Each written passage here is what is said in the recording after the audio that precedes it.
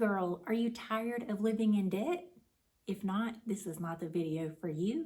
But if you are tired of living in debt, stick around because I have 8 tips that can help you change that. My name is Danielle Kelly and I am your not so typical financial guru. I am super passionate about helping women take control of their finances, getting out of debt, and becoming financially free. So before we get into today's topic, I want to go over some jaw-dropping statistics. Did you know that women hold 2/3 of the $1.7 trillion in student loan debt? Did you also know that 30% of single moms live below the poverty line? We can't keep living like that, right? So let's start changing that today. Step 1, I promise, will be the scariest part. Girl, you got to get familiar with your numbers and you got to be real with yourself about it, right? This is possibly the most hard part because for 30 days, I want you to write down every single penny that you spend. I need you to know where your paycheck went last Friday and why we're broke today. So for 30 days, I want you to write down every single penny. Be super honest with yourself about where your money is going. Step number 2 is the other B word, right? Budget.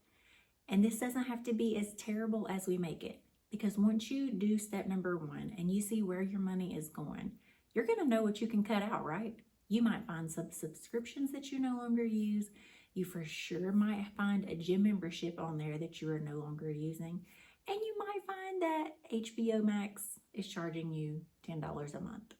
Or one of my clients actually found out that she had 2 Netflix accounts for decades. So now that you know where your money is going and you know where you want your money to no longer go, you can create a budget that you can stick to. And here's how. You know that you have your fixed costs. These are things that we cannot get around. You know that you will definitely want to put a little away for a rainy day because baby, it will rain. And then the rest, you can spend freely, guilt-free. I don't care what you do with the rest of it, right? But you need to know, make sure that your fixed costs are covered. These are the things that we cannot live without. And you might find some free apps that could definitely help you with this along the way. Step number 3 is automating your emergency savings. This means that if you only have $10 out of your paycheck, put it in your paycheck, because $10 at 52 weeks is $520.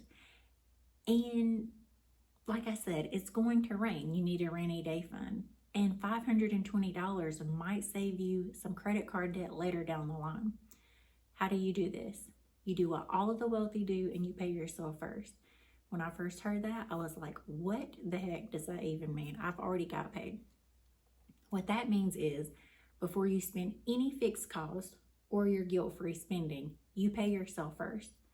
You spend hopefully 10, 15, or 20% of your paycheck into an automated savings account that you do not have a debit card, girl, because we cannot trust ourselves with that. So you have that in a savings. It's just sitting over there accumulating for our rainy day. Next up is the fun part. And I know you're like, it's none of this is fun, but it actually is. I have a best friend who is working on getting out of debt and we're working on the snowball effect. We followed Dave Ramsey's tip. We picked our smallest debt and paid it off. And the reason why is you need a small win fast, right? You need to know that you have not cut out all of your stuff that you no longer need for no reason, right? So you're paying this off. And once you pay it off, she felt so good. And then snowball effect. So you pay this first small one off really fast and then you tackle the next one and then the next one. And it's like that snowball effect until eventually you're going to be calling me and say, Danielle, I'm debt free. Step number 5 is negotiate lower interest rates. Now, you might not find this helpful. Sometimes creditors are not willing to negotiate, right? But you might find that they are. When my friend who was working on debt asked me what to do and I told her to take this step, they did not wiggle on her interest rate, but they did cut her some slack on the monthly charge fee for having the card. So even if it's $7, 7 times 12 We can put that in the automated savings account, right? We need that. So negotiate lower interest rates on your credit cards or on your loans, and also on any monthly bills that you have. This works with internet, phone, everybody except my power company, girl. They are not hearing me on that, but it does work with everybody else that I deal with. Tip number 6 is cut unnecessary spending, unnecessary expenses. Now, you might have already done this whenever you went over your monthly expenses and seen that, there's all this going over here that you're not even using. But another thing that I did was, instead of spending $250 at Starbucks, I was like, Starbucks is cold in the stores. I can probably make this at home and save myself like $210 a month. Now, that is for me. That is where I can cut. If that is not where you are comfortable cutting, that's okay, but just make some unnecessary expenses disappear. We are trying to get out of debt, and it might suck for a year, but it is going to be worth a lifetime of freedom. Number 7, increase our income. Now, before you roll your eyes and click off the video, hear me out. Yeah, you can start a side hustle. You absolutely can. You can sell digital products on eBay. You can get a nighttime gig driving Uber or delivering groceries. I'm not above any of that. I even giggle all the time. You can put those puppies on feetfinder.com. No judgment over here. But before you do that, are you getting what you're supposed to out of your current income? Is your job paying you what they should be? Now, I'm not saying bust in tomorrow morning and say, give me a 5% raise. Slow down. But over the next few weeks, start keeping a list of all the ways that you have brought value to this company, so that whenever you have your next review, you can say, did you know that I brought all of this to the table?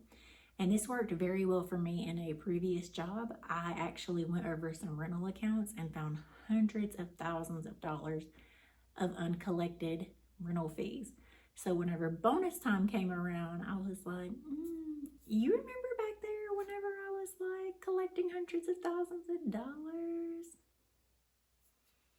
I got a whole nother thing about bonuses that you should put it directly in your savings account, but I don't want to scare you away just yet. Last up, seek professional help. This one is risky because not a lot of people are going to talk to you for free about getting out of debt, right? Which is totally a conundrum. How can I get out of debt if I'm paying you to help me get out of debt? But you might find that an advisor is very helpful until you're ready to take that step.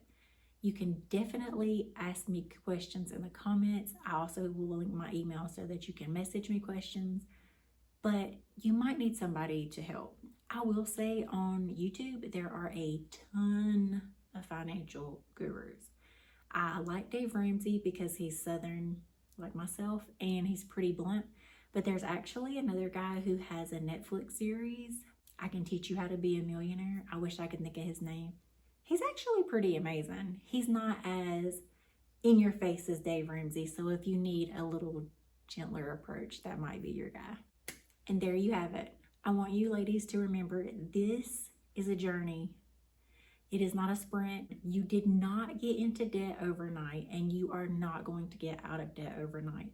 But here on this channel, we're going to celebrate all of those small wins. So anytime that you possibly skip out on a shoe sale, let me know. I want to celebrate that. Whenever you pay off your smallest debt on your snowball effect, let me know.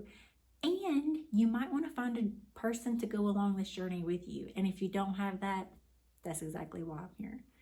Good luck. Next time we will cover some other tips. Follow, like, and subscribe, and meet me back here. Girl, fix your money.